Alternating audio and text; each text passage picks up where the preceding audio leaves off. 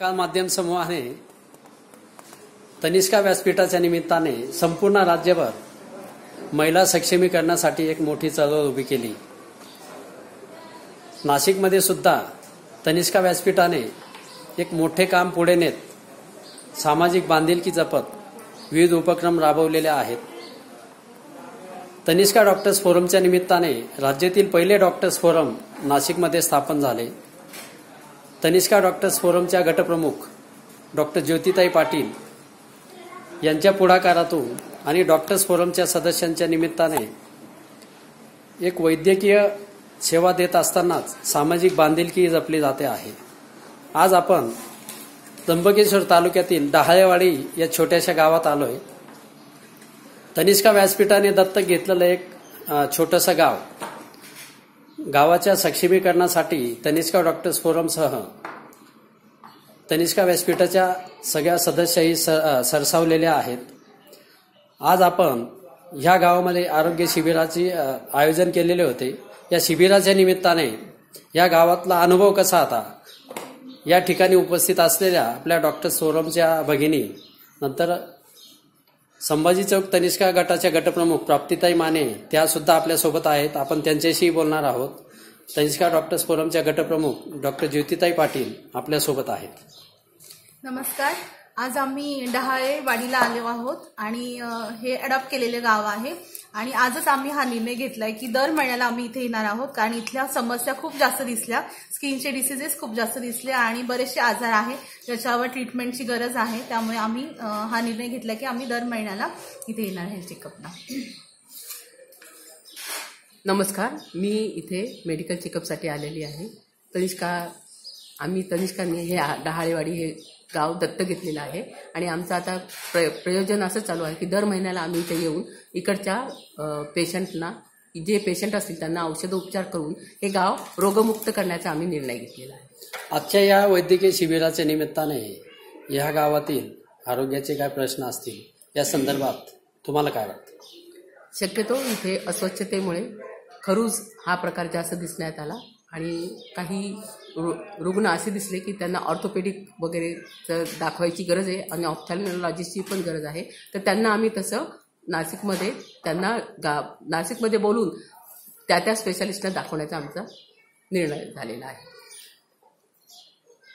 नमस्कार, मी डॉक्टर शीतल पाटील। आत्ताच आमची मैत्रीण डॉक्टर ज्योती पाटील हिने सांगितलं त्याप्रमाणे आम्ही इथल्या समस्या बघितल्यानंतर हा निर्णय घेतला आहे की दर महिन्याला इथे येऊन यांच्या आरोग्याची तपासणी करायची। इथे एक स्वच्छतेबद्दल अवेअरनेस, हायजीनचा अवेअरनेस झाला पाहिजे असं मला वाटतं। त्याहीबद्दल आम्ही विचार करतो आणि त्यावर काहीतरी कार्यक्रम ठेवण्याचाही विचार करत आहोत। आणि इथे या गावात येऊन या सर्व मुलांना, वृद्धांना वगैरे तपासणी करून आम्हाला अतिशय आनंद झालेला आहे। नमस्कार, मी प्राप्ती माने। आज आम्ही डॉक्टर्स फोरम सोबत इथं आलेलो आहे आणि पाड्यावरील जे लोकांना आजार आहे 85% आजार आढळून आलेले आहेत आणि आम्ही आमच्या तनिष्का भगिनी दर महिन्याला कुठल्या पाड्यावर जाऊन ट्रीटमेंट घेतात, चेकअप करतात। आज लक्षात आलं की आम्ही सगळ्यांनी विचार केला आजपासून आम्ही एकच गावाला दत्तक घेणार आणि त्याला वर्षभर ट्रीटमेंट देणार आणि 85% मध्ये लहान मुलं त्यांना खोकला आहे, ताप आहे, डोळ्यांचा आजार आहे, खाज आहे आणि मोठ्यांना पण आहे। तर आम्ही काळजी घेऊ आणि असे प्रत्येकाने विचार करायला पाहिजे की कोणीतरी एका गावाला जाऊन आज आमच्या समोर 85% एका गावातले आजार आढळून आले, असे शेजारचं पण गाव असेल आणि त्यांना हॉस्पिटल म्हटलं तर त्र्यंबकेश्वरला जावं लागतो आणि रोजीरोटी करायसाठी त्या लोकांना दिवस सकाळी उठलं तर झोपेपर्यंत त्यांना वेळ नसतो। मुलांना घेऊन, बायकोला घेऊन, स्वतःला, म्हणजे माणसंही आलेले आमच्याकडे 20% माणसं आलेले, त्यांना पण वेगवेगळे आजार होतात आणि खूप काळजीची गोष्ट आहे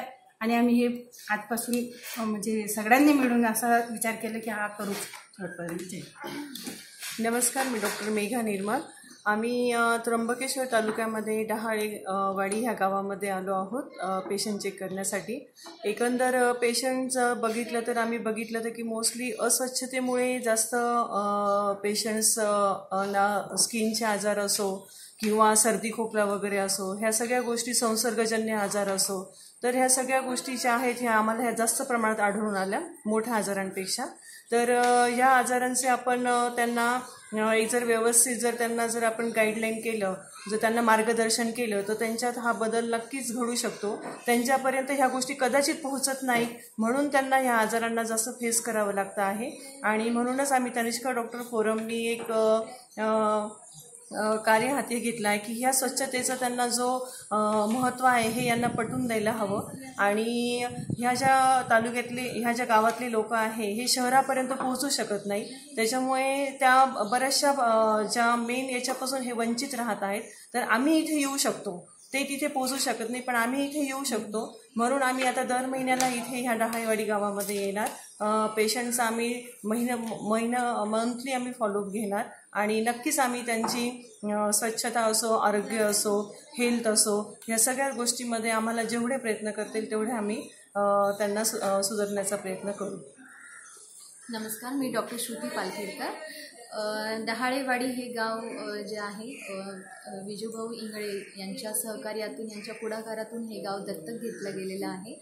आणि इथून पुढे सर्व हेल्थविषयीच्या समस्यांचं आम्ही निराकरण आम्ही सर्व डॉक्टर्स मिळून करणार आहोत. इथे आज येण्याचं मुख्य कारण म्हणजे डॉक्टर हॅनेमन जे होमिओपॅथीचे जनक आहेत त्यांची 264वी जयंती होती आणि विश्व होमिओपॅथी दिवस आम्हाला साजरा करायचा होता.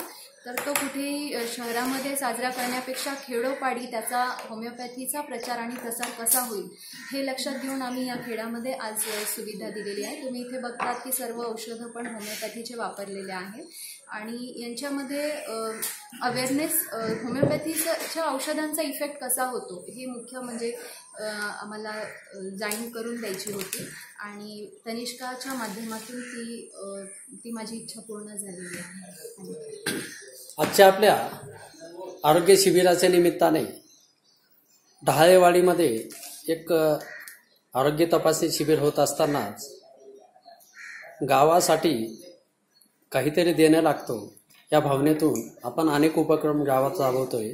या गावाचं वैशिष्ट्य असं की पेसांतर्गत असलेलं शासनाचं हे गाव आहे आणि व्यसनमुक्त ही संकल्पना घेऊन ह्या गावाने विकासाचा ध्यास घेतलेला आहे. सकाळ माध्यम समूह आणि तनिष्का व्यासपीठाच्या निमित्ताने जगाच्या नकाशावर नक्कीच या गावाचं नाव पुढे जाईल यासाठी आपले प्रयत्न असणार आहेत.